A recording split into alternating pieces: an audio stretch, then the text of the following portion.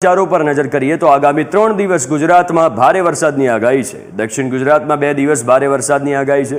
તાપી, દમણ અને નગર હવેલીમાં orange alert આપવામાં આવ્યું છે। અમરેલી, ભાવનગર અને ગીર સોમનાથમાં યલો એલર્ટ આપવામાં આવ્યું છે। હવામાન વિભાગ દ્વારા આજે દક્ષિણ ગુજરાતમાં સુરતમાં, નવસારીમાં, વલસાડમાં, તાપી, દમણ અને દાદરાનગર હવેલીમાં ઓરેન્જ એલર્ટ સાથે ભારે વરસાદની આગાહી કરવામાં આવી છે।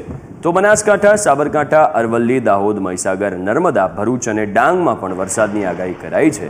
તેમજ 5 ઓગસ્ટના રોજ પણ સુરત, નવસારી, વલસાડ, ડાંગ, તાપી, દાદરાનગર હવેલીમાં ભારે વરસાદની આગાહી કરવામાં આવી છે।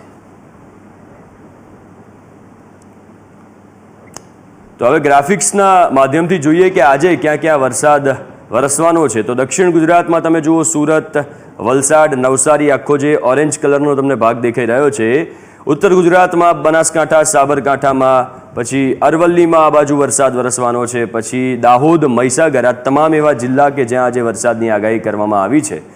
નર્મદા, ભરૂચ, ડાંગમાં પણ વરસાદની આગાહી કરવામાં આવી છે।